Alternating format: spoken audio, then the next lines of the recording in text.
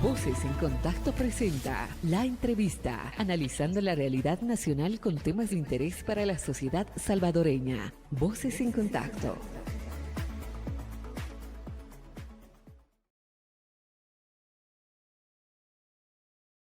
Bienvenidas y bienvenidos a Voces en Contacto para este día donde queremos hablar de un tema que es muy importante y cómo ha estado El Salvador cuando hablamos de economía. Pero esto lo hemos titulado como un bolsillo vacío. ¿Por qué? La economía en crisis y el costo de sobrevivir en El Salvador. Para esto tenemos a nuestra invitada Julia Evelyn Martínez, con quien vamos a abordar esta temática de lo económico, cómo está El Salvador, pero qué implica también estar en este 2024 cerrando un año con todas esas diferencias que se han tenido y también los impactos que se tienen para este 2025. Julia Evelyn, bienvenida a este espacio. No, muchas gracias por la invitación. Para mí es un gusto compartir con usted y con su audiencia este balance, digamos, económico que es necesario hacerlo ya para final del año. Y pues tenemos que hablar de economía, pero no solamente de la economía, de la gran economía o de la macroeconomía, sino que sobre todo de la economía familiar, que es la más dañada, la más perjudicada durante 2024. Así es, Julia Evelyn, es muy importante que usted, que está a través de la 92.1 FM y la 106.1 FM en el Bajo Lempa, sepa cuáles son estas condiciones que tenemos nosotros, este análisis 2024 y sus implicaciones. Julia Evelyn, para ir empezando, ¿cómo podemos describir esta evolución de la economía durante este año, verdad? De cómo se ha venido manejando. Bueno, mire, la economía aquí hay que dividirla entre lo que es el discurso, la narrativa oficial y lo que es la realidad de la gente y de las cifras macroeconómicas de nuestro país. Según el relato oficial, pues Salvador está viviendo un milagro económico y aquí la pobreza se terminó, la desigualdad se eliminó y aquí estamos en un país que canta y ríe y baila, ¿verdad? Eso es el relato oficial, pero lo que nos indican las cifras oficiales proporcionadas por el Banco Central de Reserva y también por el sistema de integración centroamericano, lo que nos muestran es un país que cada vez más se acerca a una situación de recesión económica. Recesión económica es una situación en la cual no solo se caracteriza por tener un bajo crecimiento en lo que es el Producto Interno Bruto, sino porque además los precios, fíjense, los precios o la tasa de inflación comienza a hacerse negativa.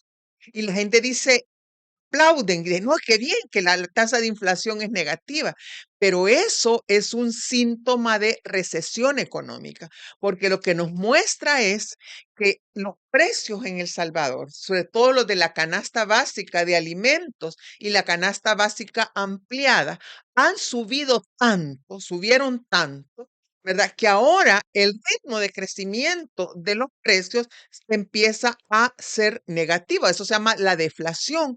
Pero ¿por qué hay deflación? No porque las cosas estén más baratas o no porque las personas tengan más poder adquisitivo y han subido sus salarios o sus ingresos, sino porque ha caído y sigue cayendo lo que es la demanda efectiva de las familias salvadoreñas. Entonces, cuando usted tiene productos en el supermercado, en los agromercados, donde sea, en las tiendas, y los tiene, sí, muchos, pero la gente no tiene dinero para comprar, entonces aparece un fenómeno que es previo a la recesión económica, que es que la gente pierde capacidad adquisitiva, pierde capacidad de consumo y entonces la gente tiene que empezar, los negocios, sobre todo los pequeños y medianos, tienen que empezar a bajar los precios para poder adaptarse al poder adquisitivo de la gente. Entonces estamos entrando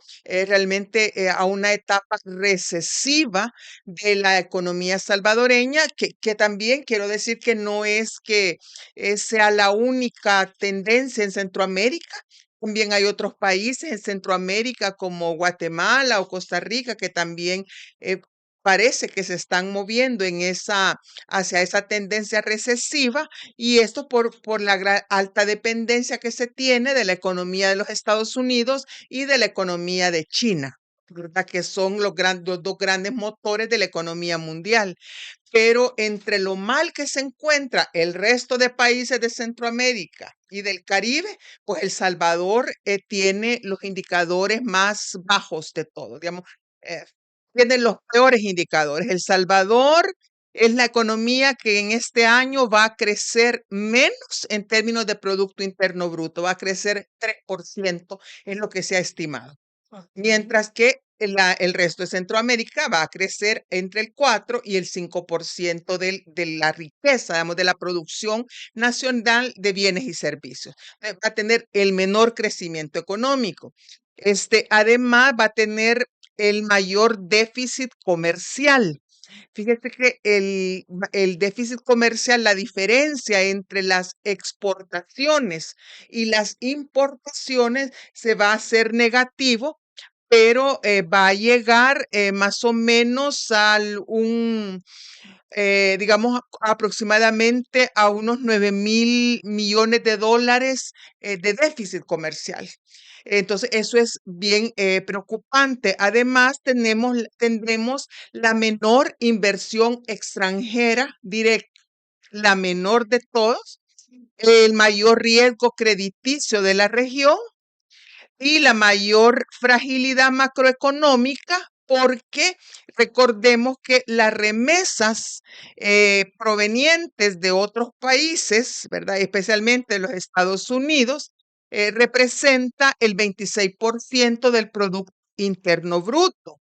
Y las que provienen de Estados Unidos son el 22% del Producto Interno Bruto. Si esta y entonces las remesas en El Salvador, lo que nos muestra los datos del Banco Central de Reserva es que están creciendo menos, va creciendo menos, y, y el déficit comercial está aumentando. Entonces aquí hay un problema, porque si lo que compramos de otros países es mayor a lo que vendemos a otros países y nos da ese déficit comercial de más de 9.000 millones de dólares. Entonces, ¿qué es lo que logra como estabilizar o balancear, ¿verdad? Para que el país pueda seguir importando, pueda seguir comprando del exterior, pues son las remesas. Y entonces, si las remesas están cayendo o están creciendo menos, entonces pueden presentarse también problemas con las importaciones. Además, esto se puede agravar, sobre todo para el año 2025, si es que el presidente electo de Estados Unidos, Donald Donald Trump, Trump. cumple con la promesa que le ha hecho a sus votantes y que ahora dice que sí lo va a cumplir, ¿verdad? Que es no solo terminar con el muro que va a separar la frontera sur de Estados Unidos de México, sino con las deportaciones masivas de las personas que están en situación irregular en términos migratorios en Estados Unidos, y sobre todo dice las personas que ya las tenemos identificadas. ¿Y cuáles son las personas que ya tiene identificadas? Pues nada más ni nada menos que los que están amparados, bueno, primero los que han cometido algún delito, ¿verdad? Ujú. Y en segundo lugar, todos los que están inscritos en el programa temporal de asistencia, el TPS, ¿verdad? Que les permite, por razones económicas, permanecer en Estados Unidos, pero ya toca la renovación de ese TPS, y podría ser que el señor Donald Trump y sus asesores digan que como aquí en El Salvador, dice el presidente Bukele, que hay un gran milagro económico y que toda la gente aquí está feliz y que se acabó la pobreza, ¿verdad? Entonces puede ser que le diga, ustedes ya no necesitan TPS, al contrario, ustedes mejor démosle oportunidad a otros. Y es probable que Se muchos, vengan todos los sí, salvadoreños. fíjese que se ha estimado, yo creo que no todos los salvadoreños, porque son más de 3 millones de personas personas que habitan o que viven en Estados Unidos. Y yo creo que las deportaciones, según las estimaciones, pueden llegar a ser entre 200.000 personas y 500.000 personas. Porque recuerde que también hay de otras nacionalidades que también van a ser deportadas, no solamente los salvadoreños y salvadoreñas. Pero eso, entonces, no sé si empieza a ver todas las, como es lo que se llama una tormenta perfecta para que todo salga Ujú. mal en términos de las grandes cifras económicas. Las menores tenemos el mayor, va a aumentar el déficit fiscal, perdón, el déficit comercial, una baja tasa de crecimiento, la inversión extranjera es mentira que está creciendo, eso es una gran mentira. Y eso le quiero preguntar, ¿cómo se está anunciando también a través de redes sociales por parte del oficialismo de que este país tiene las condiciones para invertir, para que vengan del extranjero y se pueda, No hay este, condiciones. para que se pueda promover No algo hay acá en el país? condiciones porque lo único que les ofrecen son exenciones fiscales. Las exenciones fiscales, es decir, que no paguen impuestos, pues los inversionistas.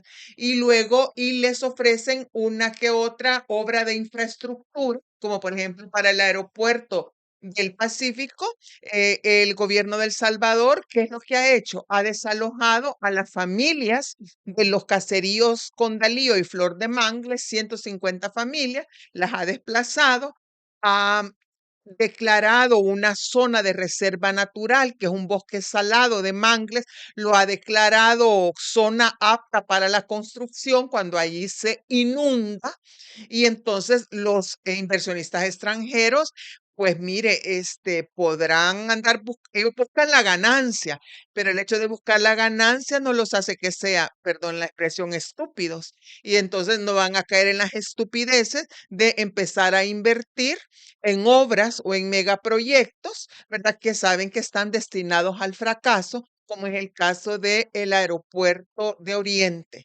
¿verdad? O el tren del Pacífico, u otras que van sobre lo seguro, en este caso sobre el turismo. De alta gama, ¿verdad? El turismo para personas de altos ingresos extranjeros, eso que le llaman el todo incluido, y el negocio de la construcción. Eso es lo que está moviendo, digamos, la economía salvadoreña, lo que va a hacer crecer la economía salvadoreña en el 2024 y las que va a y lo que va a representar como una desaceleración en el crecimiento es lo que tiene que ver con las inversiones en otras áreas que no sean que no sean esta construcción inmobiliaria y turismo, incluyendo también la eliminación o el cierre, más bien, de hecho, de muchas empresas maquiladoras que generan, es una de las principales fuentes de empleo formal en El Salvador, especialmente para mujeres. También a lo largo del año, hasta el final vamos a saber exactamente cuántas, bueno, cuando el ministro también se digne, el ministro de Trabajo se digne a darnos las estadísticas sobre empleo en El Salvador y desempleo, porque no nos ha dicho, él las mantiene también escondiditas, pero hay muchas maquilas grandes como esta Hannes Brand que se están cerrando todas las plantas. ¿Y es por qué? Porque están regresando a Estados Unidos, porque el presidente Donald Trump les ha ofrecido subsidios para que ya no produzcan en el extranjero, sino que vuelvan a producir en los Estados Unidos y que eh, generen empleo para los estadounidenses. Eso es parte de la estrategia de Donald Trump que se le llama hacer grande a América otra vez, Ujú. ¿verdad? Entonces ahí estamos viendo también mucho desempleo en el sector de la maquila. Y en esa parte, Julia Evelyn, ¿cómo podemos también ver esos impactos para las comunidades? O sea, ¿cómo nos vamos a afectar nosotros con todo este sector o este tema económico cuando lo estamos viendo desde arriba, ¿verdad? Pero a una comunidad, a una familia, a una madre de familia, ¿cómo esto nos va a Mire, impactar? yo le quiero decir que hay datos que muchas personas piensan que no tienen nada que ver Está con la lejito, dicen. economía, está tan lejos. Por ejemplo, yo le puedo decir que el endeudamiento público lo que el gobierno de El Salvador le debe a inversionistas extranjeros, a bancos internacionales e incluso a algunos bancos nacionales y a los trabajadores, porque del fondo de pensiones representa el 83% del Producto Interno Bruto. Fíjese, esta es la tasa de endeudamiento público más alta de todo Centroamérica. Significa esto, que para el próximo año, y aquí es donde viene la gente dice, pero eso, ¿qué tiene que ver el servicio de la deuda? Hay que vean ellos cómo salen, ¿no? El próximo año, el servicio de la deuda pública, es decir, el pago de intereses más el pago al capital de toda esa deuda, ¿verdad? Que tenemos, que asciende a más de 30.000 millones de dólares, va a alcanzar la cifra de 2.785 millones de dólares. Ese es el servicio de la deuda, 2.785 millones de dólares, de los cuales 1.523 es pago de intereses sobre préstamos, y no crea que préstamos de los que hicieron el FMLN y Arena, como dice la diputada Sueci Callejas, no, también ya de los préstamos que ha hecho ya este gobierno, que ha hecho más de, que se ha endeudado más que ningún otro gobierno en los últimos Bueno, eso 20 años. vienen haciendo, ¿no? Sí, sí, claro, pero 1.523 en intereses y 1.262 en abonos a capital. Y estos 2.785 millones de dólares, esto es mayor que la suma del presupuesto en educación pública y en salud pública. Entonces, ahora uno dice, ¿y eso qué tiene que ver con la gente? Pues mire, tiene que ver todo, porque esto significa que los niños, las niñas, los adolescentes, los jóvenes que están en edad de estudiar, cada vez verán más difícil acceder a la educación pública. Y a eso agregue que está aumentando el empobrecimiento de las familias y van a haber una gran cantidad de personas que ya están siendo despedidas del sector público, y también de las maquilas, ¿verdad? Del sector privado, pero sector público, solo el sector público, son más de 11.000 plazas las que son suprimidas. Significa 11.000 familias que van a tener problemas para que sus hijos sigan tal vez asistiendo a un colegio privado, y entonces van a tener que matricularlos en un establecimiento público. Pero el presupuesto de educación pública ha disminuido, pues. Entonces quiere decir, y lo mismo pasa que personas que antes tal vez gozaban de un seguro médico privado o podían acceder a medicina del sector privado, ahora ya no van a poder pagar por esos servicios y van a tener que acudir al sector público. Y no estoy hablando del seguro social porque quedan desempleados, sino que estoy hablando del Hospital Rosales, estoy hablando del hospital Bloom, del hospital de Sacamil, Y que etcétera, hoy tienen el presupuesto que también tienen recortado. recortado el presupuesto. Y sabe usted que los 31 hospitales públicos de El Salvador han experimentado sin excepción un recorte presupuestario. El único presupuesto de hospital que ha aumentado en 10 millones de dólares para el 2025 es el Hospital Chivo Pets, es decir, el hospital para las mascotas. Pero ¿por qué se está dando eso? ¿Cuál es la prioridad que se le pone? Porque mire, yo no tengo nada en contra de los animalitos, pero creo que tener una mascota es una responsabilidad privada. Eso no le corresponde al Estado. Al Estado no le corresponde estar subsidiando los tratamientos o los cuidados de las mascotas. Lo que le corresponde al Estado es garantizar la salud de los niños y de las niñas aún en la etapa prenatal. ¿Qué significa prenatal? Que antes de nacer, ¿verdad? Si es que para terminar, aquí la gente, todo el mundo es pro vida, ¿verdad? Y todo el mundo quiere que las mujeres queden embarazadas y que todo sea de esa manera, sí. Pero el problema, y el gobierno así se dice, ¿verdad? Que es pro vida.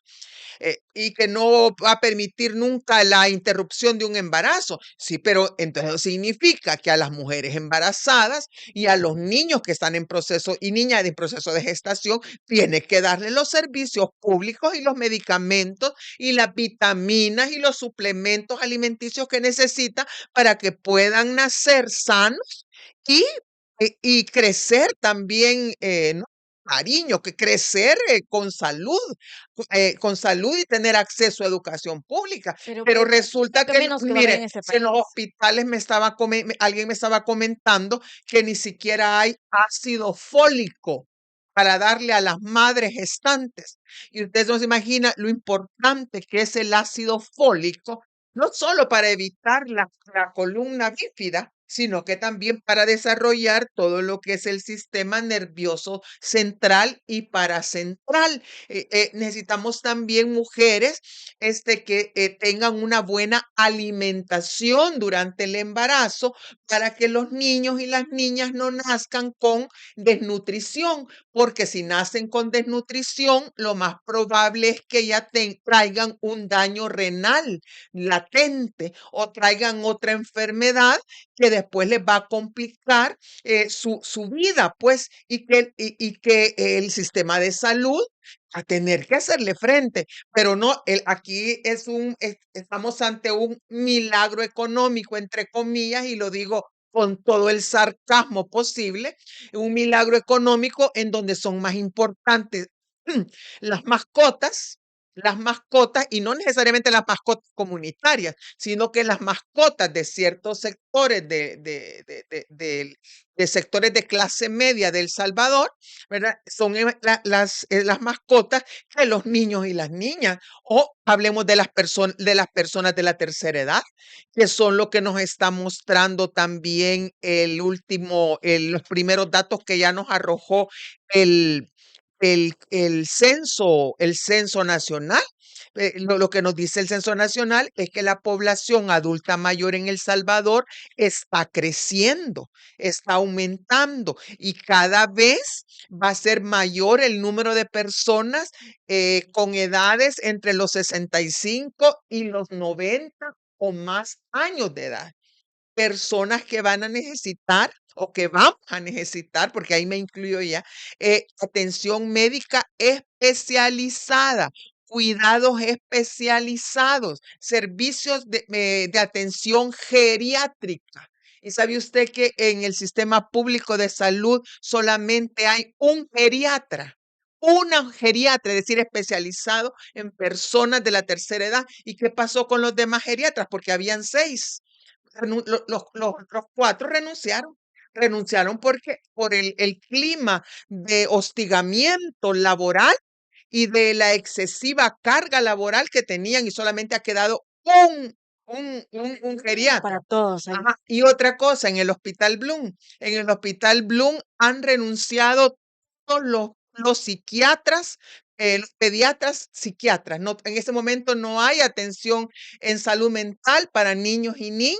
No obstante, está aumentando el bueno, para mí niños y niñas son de los 17 años, de los 0 a los 17 años, de acuerdo a la ley Lepina, ¿verdad? O la ley esta Crecer Juntos, ¿verdad? Eso es lo que le llamamos la niñez. Entonces, que atiende el Hospital Bloom. Entonces, hay muchos niños y niñas que ante esta situación de desmejoramiento de las condiciones de educación, de salud, ante el problema de las capturas de sus padres y madres, ya sean culpables o inocentes, pero que se encuentran solos y solas, sin acceso a cuidados continuos y adecuados, muchos de estos niños y niñas están intentando suicidarse. Así, y hay que hablarlo como es la cosa, suicidarse. Llegan al Hospital Blue y ahí los quieren remitir a un psiquiatra y sabe que les dan la cita para 6 meses, para un año, pero no es porque no quieran dársela, es porque simple y sencillamente no hay pediatras o sea, que tengan especialidad en psiquiatría infantil. No están las Que es que no condiciones hay para atender a condiciones, que no es un esto. tema, es que no es un tema solo de medicamentos, sino que es un tema de que hay un descuido del personal de especializado, pues, para la atención de la niñez, la adolescencia y las personas adultas mayores, y no se diga de las personas que tienen discapacidades que, les dificultan la movilidad. Y a eso todavía agreguémosle el problema alimentario que hay en El Salvador. Julia, Evelyn, si gusta, hacemos una pausa, pero cuando regresemos vamos a tocar ese punto porque es importante que nuestras comunidades sepan de que las condiciones en el tema de salud, en el tema de educación y precisamente cuando hablamos de la economía, no solo es hablarlo con lo que tiene que ser el gobierno desde arriba de mantener un presupuesto que sea justo, sino los impactos que se están teniendo ya están señalados acá por Julia Evelyn. ¿Cómo nos está impactando o cómo esto se puede agudizar para ese 2025?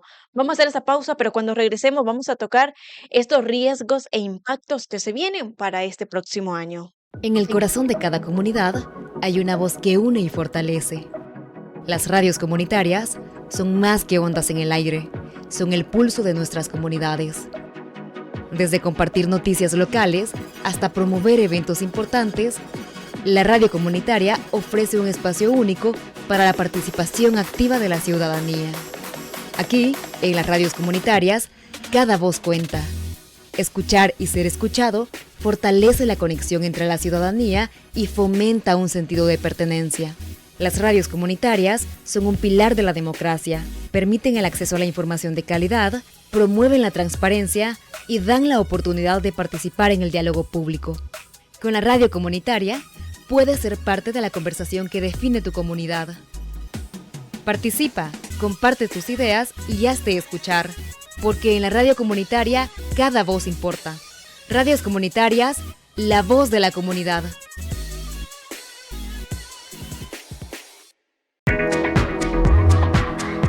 Hola, te queremos contar cuál es la importancia de las radios comunitarias y su papel fundamental en la libertad de expresión. Las radios comunitarias son mucho más que estaciones de radio. Son un pilar de nuestras comunidades, donde cada voz cuenta y cada opinión importa.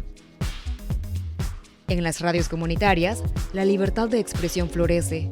Se promueven debates abiertos, se comparten historias locales y se da visibilidad a temas que a menudo no tienen espacio en los medios tradicionales. Las radios comunitarias permiten que las comunidades se conecten, se informen y se empoderen. A través de ellas, la gente puede participar y expresar sus preocupaciones libremente. Al apoyar las radios comunitarias, estás defendiendo la libertad de expresión, estás garantizando que cada voz tenga un espacio y que cada historia pueda ser escuchada. Así que, la próxima vez que escuches o veas contenidos de los medios comunitarios, recuerda que es para apoyar tus derechos fundamentales. Tu voz y la de tu comunidad merecen ser escuchadas. Radios comunitarias, la voz de la comunidad.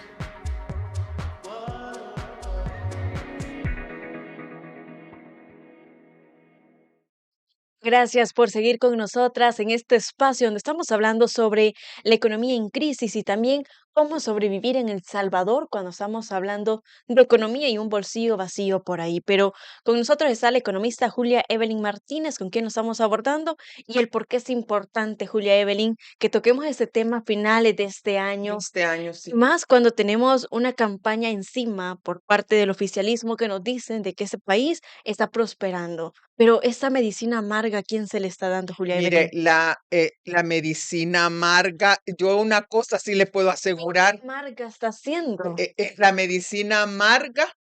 Bueno, es que en realidad mire, si es medicina, aunque sea amarga, La pasamos. sí, porque hay que tomársela porque nos va a curar.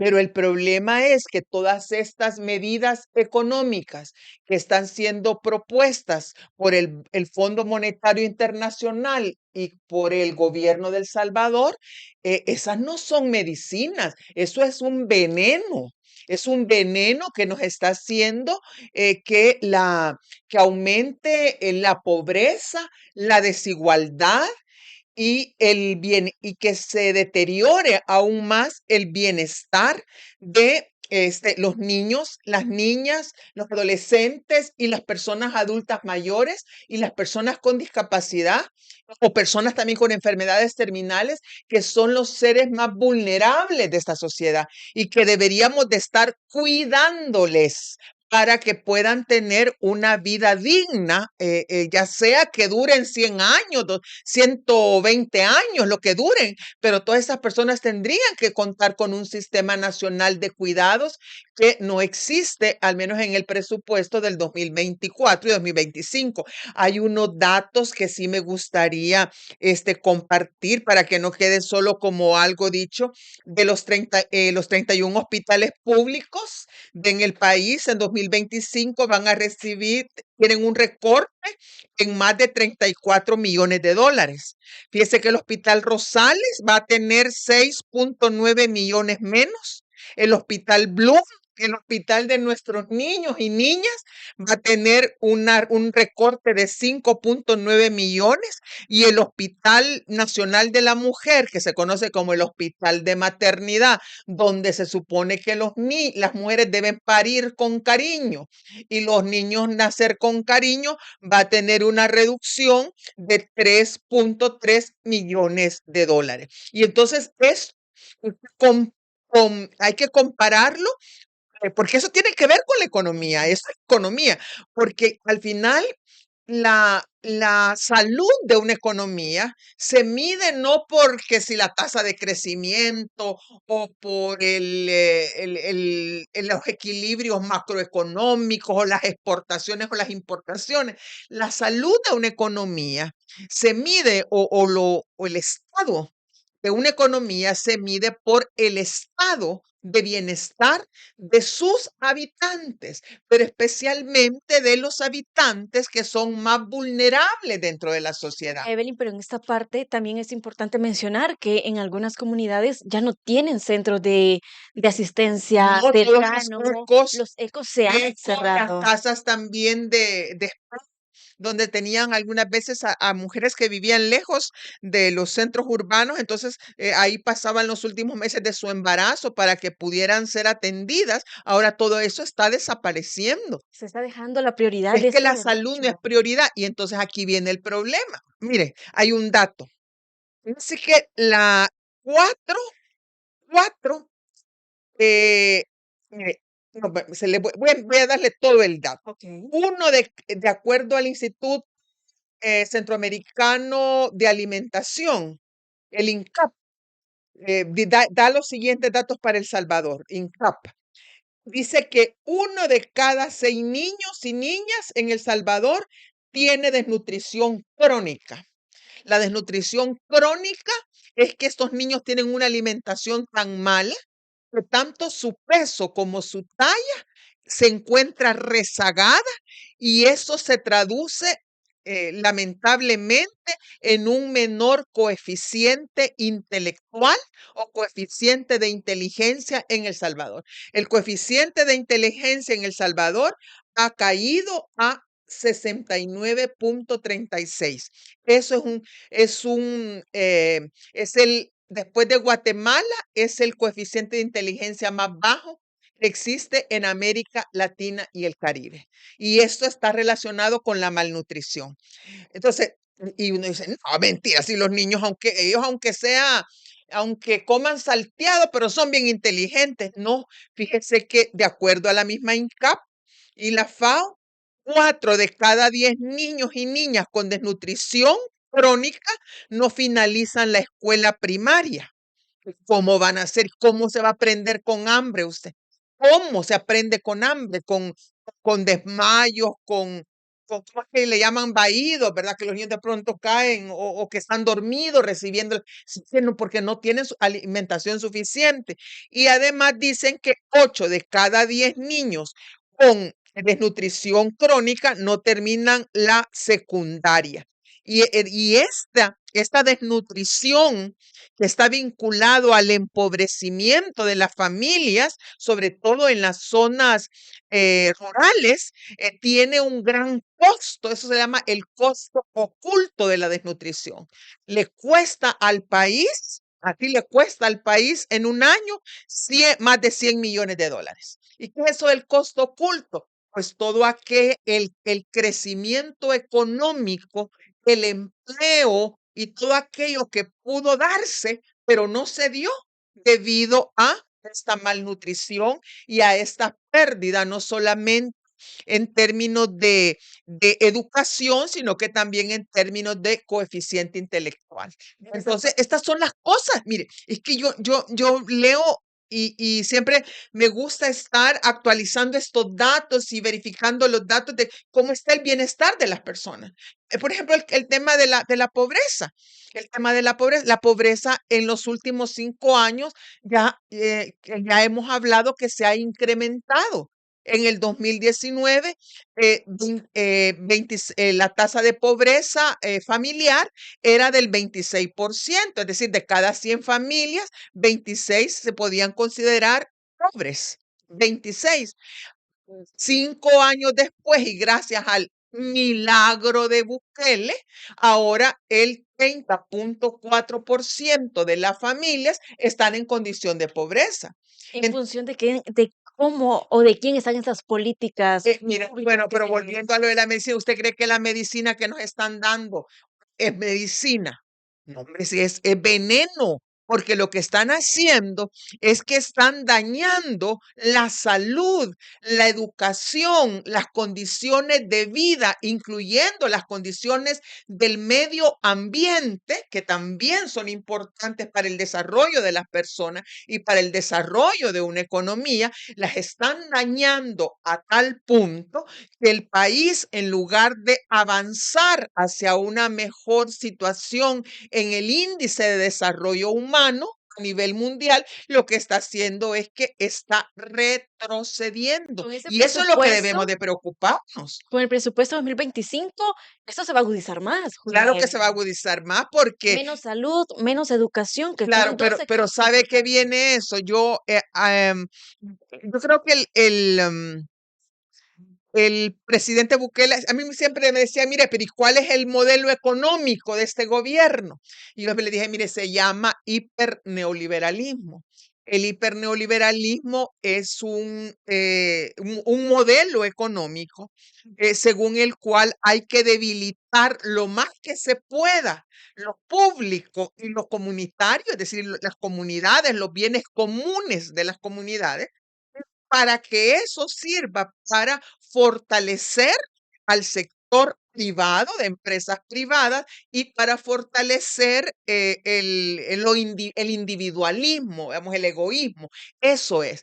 Y se caracteriza en esta fase actual por la construcción de lo que llamamos megaproyectos, es decir, grandes proyectos de inversión que se realizan inicialmente usando fondos de empréstitos, de préstamos, todos esos 10.000 millones que Bukele se ha endeudado, ¿verdad? Todo eso.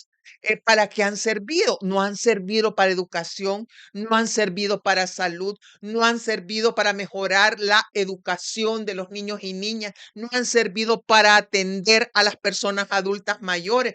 Eso no ha servido. Si vemos cómo, al contrario, ido disminuyendo estos programas sociales, estos programas dedicados a cuidado.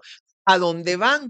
La deuda pública se ha estado orientando para hacer más ricos a los ricos. ¿Y por qué? Porque se utiliza para construirles a los ricos del país, que ya viven en el país, y a los ricos del extranjero que los quieren atraer a El Salvador para que vengan a invertir, les están creando todas aquellas obras de infraestructura como puertos, eh, ampliación de la terminal de carga, concesiones o permisos ambientales, construcción de pasos a 2 niveles, etcétera, etcétera, para que puedan invertir y que cuando ya vengan con la inversión, pues ya se encuentren que todo lo que se llama lo básico, pues ya está hecho por parte de el gobierno de El Salvador, utilizando cuáles fondos.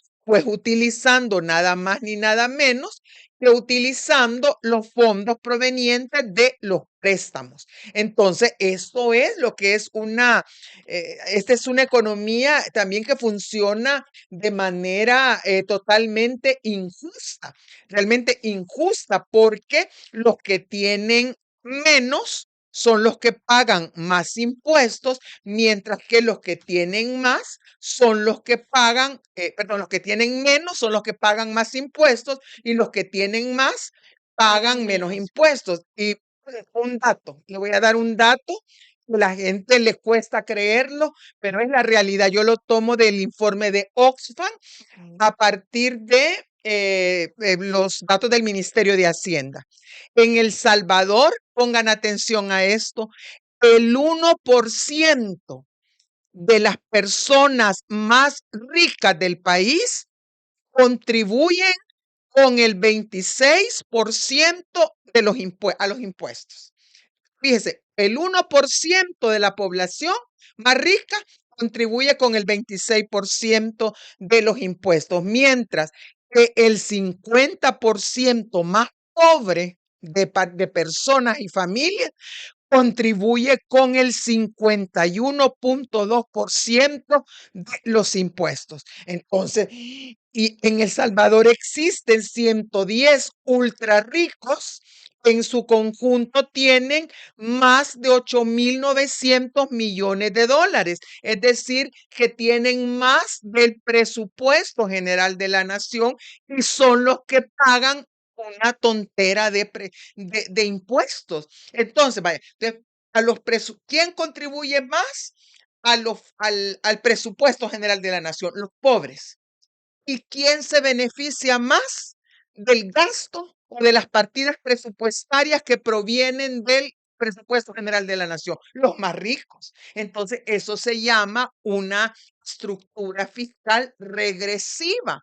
Y los pobres, en lugar de que, ay, pues algo que les dieran, pues no sé, un subsidio o que les dieran, no sé, el paquete agrícola o la pensión básica universal para los adultos y adultas mayores, etcétera, o que mejoraran, perdón, que impulsaran la alimentación escolar, sobre todo en los municipios con alto índice de desnutrición infantil. En lugar de hacer eso, le recortan a esos programas sociales para pasarlos a lo que es la inversión pública, y la inversión pública va para infraestructura que va a mejorar los negocios de los ricos. Por eso es que no es medicina para los pobres, para el 50% de la población, llamémosle, el 50%. Esto no es medicina, ni amarga ni dulce. Esto es simplemente veneno que va a incrementar la pobreza y va a hacer más grandes las brechas de desigualdad en la distribución del ingreso. En todo esto también estamos viendo de que ahora que Bukele también es terrateniente en El Salvador, Sí, todo lo que tenemos hay un beneficio. beneficio para la familia de él y para otro grupo de familia. Yo le llamo el clan Bukele, hermanos y compañía, porque no solamente es la familia Bukele, la cercana y la extendida, sino que hay otras familias como la familia Safi, la familia Salume, la familia Catán, que son familias de origen palestino, ¿verdad? Que quieren también,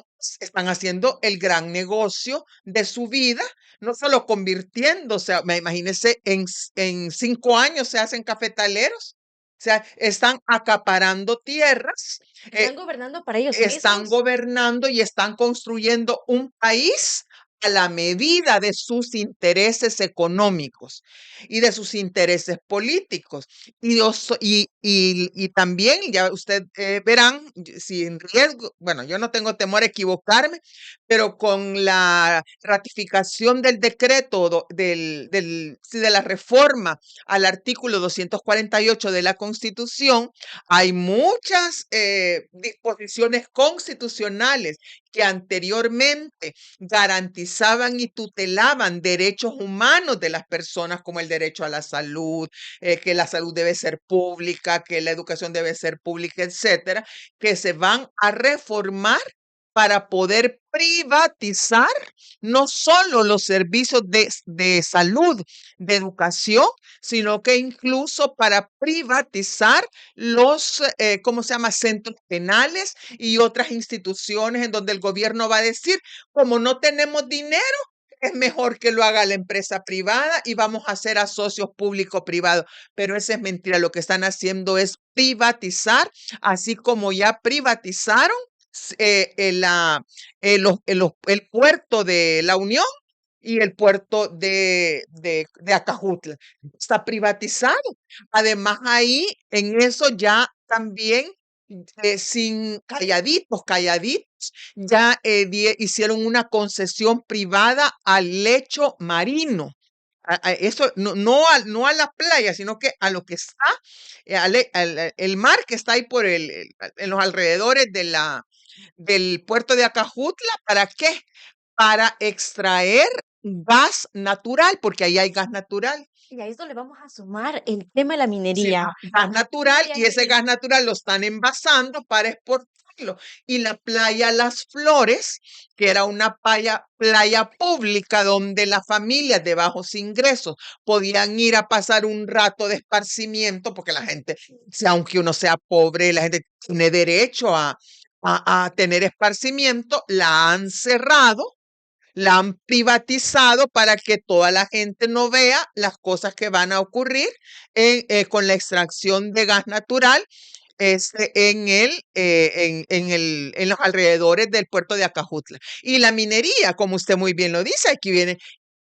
A mí mucha gente me decía, no, Julia Evelyn, usted es una exagerada. ¿Se acuerda cuando, no sé, creo que con usted hablamos y también con los defensores ambientales de Santa Marta, muchas veces hablamos de ese tema, que por qué El Salvador se había incorporado a una organización intergubernamental de minería? Sí, aquí la minería está totalmente prohibida. Entonces, es absurdo, dice Bukele. ajá, perdón. Sí, porque antes él, cuando se estaba ganando los votos, incluso a lo mejor mucha gente de Santa Marta, mucha gente de Cabañas, mucha gente de que va a salir afectada por la minería, seguramente votaron por él porque él se comprometió, y eso lo dice el Plan Cuscatlán, a respetar la ley de prohibición total con la minería. Lean el Plan Cuscatlán. Yo aquí no ando en la, el número de página, pero bueno, pero ahí se los quedo debiendo, pero ahí dice claramente. Entonces, tenemos un Bukele que cuando está en campaña presidencial, eh, le ofrece a la gente lucha contra la corrupción, les ofrece respeto a los derechos humanos, les ofrece mejoras en el bienestar de la población, que les promete una reforma fiscal progresiva, que donde el que tiene más va a pagar más y el que tiene menos va a pagar menos. Bueno, ese es el Bukele. De pronto sufre una metamorfosis, así como la metamorfosis que nos cuenta esta novela de Franz Kafka, ¿verdad? De pronto el Bukele, que era todo un héroe, ¿verdad? Casi que el niño de Atocha, el santo niño de Atocha, ¿verdad? Que era venerado por la gente, se convierte en una cucaracha, en un ser despreciable. De todo lo que ha dicho en la propaganda y durante la época de que andaba buscando los votos, ahora está haciendo todo lo contrario. Es una persona que ha traicionado y seguirá traicionando a sus electores, yo digo a sus electores porque yo como no voté por él, ni voté en el pasado, ni voté ahora por él, ¿verdad? Porque yo ya sabía que eso de la minería era solo cuestión de tiempo que la derogaran o la reformaran, porque la pueden reformar. Pueden poner que se prohíbe la minería en El Salvador, excepto la minería verde. Eso lo pueden poner No y no hay, bueno, aquí quien más saben son los ambientalistas y el Que doctor también vamos a tocar ese tema que es Navar. Sí, importante por para favor, ustedes. sí. Pero Julia Everin, cuando Bukele anuncia esto de la minería metálica en El Salvador, que es algo absurdo que se Absurdo, prohibida, absurdo, porque y usted que con... también, que gracias a Dios tenemos oro en El Salvador, ¿cuáles son los impactos que No, esto va a mire, generar para nosotros? empezar, Realmente vamos a crecer mire, económicamente. no, no, no, no. Eso puede haber un crecimiento económico de 1 o 2 o a lo sumo 3 años en lo que se acaban, en lo que primero, ¿qué hace la minería? Deforestar, deforestar. O sea, imagínese ya mochar todas las plantas. Siguiente, perforar. Y cuando empieza a perforar, porque el oro no es que va a abrir Y ahí y sí, ahí va a estar los lingotes de oro y van a ir sacando así el lingote, este vale 1 millón, 2 millones. No, lo que van a sacar es piedra. Y va, así como en los programas de los picos piedra, van a empezar a picar piedra y para sacar el oro o la plata o los otros, porque ahora dice bueno, eso ya lo sabíamos, que hay otros materiales o minerales raros, que son los que sirven para hacer funcionar las plantas nucleares y hacer también todo el tema de la tecnología esta de la cuarta revolución industrial, como los teléfonos o las baterías de los carros eléctricos, como el litio, etcétera. Entonces, se imagina usted para sacar todo eso, primero que se ocupa una enorme cantidad de agua, lo que va a aumentar el estrés hídrico en El Salvador. En 2019 el Ministerio del Medio Ambiente dijo que El Salvador tiene el 80% de su territorio en condiciones de estrés hídrico, es decir, que están a punto de quedarse sin agua. qué meses. Imagine con esto se queda más agua, pero bueno, dejemos el agua, supongan que la gente no quiere tomar agua y que van a tomar Coca-Cola. Bueno, háganlo, está bien, sigan, toman Coca-Cola. Pero ahí viene otro problema. El problema es que para separar esos minerales raros o separar el oro de esas tierras y de esas piedras, tienen que usar mercurio y tienen que usar cianuro. Y es una gran mentira lo que están divulgando los seguidores de los naive zombies, los seguidores del buquelismo, de que es mentira que el cianuro y el mercurio ya no se ocupa. Gente, lo que pasa es que, perdón, voy a decir una cosa, esas personas son tontas, porque solo repiten el guión que les dan que deben de decir y van a un programa de televisión y van al otro programa de televisión y van al programa de radio y repiten y repiten y repiten lo mismo y creen que a fuerza de repetir las mentiras se van a hacer realidad. Pero vemos personas en El Salvador que nuestras madres sí tomaron ácido fólico. Y entonces habemos personas que sí pensamos, que sí se nos desarrolló el sistema nervioso central. Y entonces pensamos y nos informamos y sabemos por experiencias de países como Chile, como Bolivia, como Perú, que tienen grandes extensiones de tierra, y no tienen tanta densidad poblacional como la del Salvador, que ese mercurio y ese cianuro se siguen usando junto con otros metales, ¿verdad?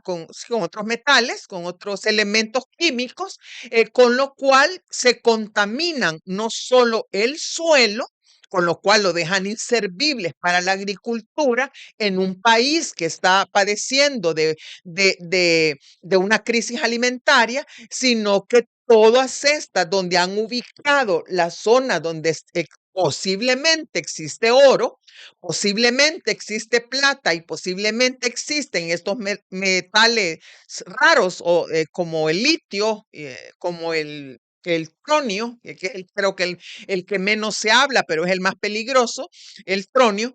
Entonces, todo esto va a terminar contaminando la fuente, ¿cómo se llama? Los lechos del agua, pero que se encuentran, los lechos subterráneos de agua. Las Ok. fuentes subterráneas de agua. Y esas fuentes subterráneas luego vienen a ir a dar al centro, a la columna vertebral de la sostenibilidad de la vida en El Salvador, que se llama el río Lempa. Y si el río Lempa se muere, perdón, pero nos morimos. No, después primero va el Lempa, después vamos nosotros. Y Ok. dice el señor Bukele en su máxima hipocresía y en el máximo cinismo que puede tener. Él dice, bueno, si nos equivocamos y todo sale mal en la minería, entonces castíguenos en las próximas elecciones.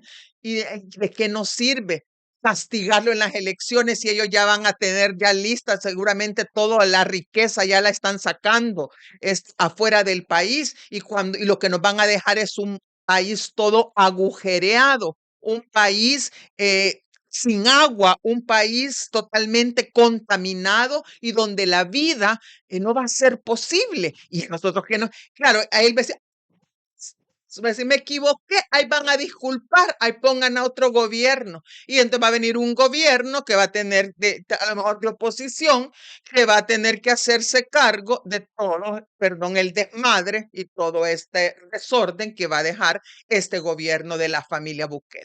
Ok, Julia Evelyn, perdón por temas de tiempo, también ya nos quedamos cortas, pero agradecerles por estar en este espacio, poder analizar lo que está pasando en nuestro país en términos de economía y también las implicaciones sobre la Sí, minería en El Salvador, el por qué tenemos una ley que la está prohibiendo y saber de que, cuál es el costo de sobrevivir en este sí, país. sí, no. Sí, Gracias, no, Julia yo le Evelyn. agradezco a usted y a ARPAS y a todas las radios que se conectan,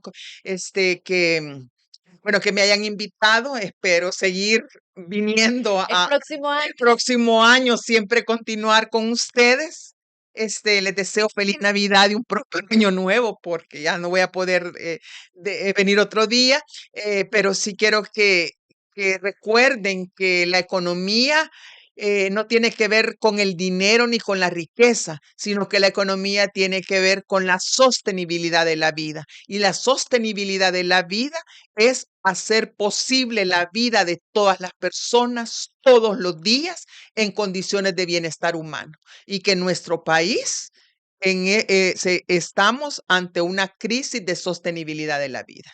Ok, Julia Evelyn, muchísimas Muchas gracias. gracias. También a usted que ha estado pendiente sobre esta entrevista cuando estamos hablando sobre ese bolsillo vacío, pero usted revíselo y veamos si lo tiene completo o no está completo. Ahí queda a criterio de usted cómo estamos sobreviviendo en este país donde se ofrecen riquezas y ganancias, pero en nuestras comunidades, ¿cómo lo vivimos?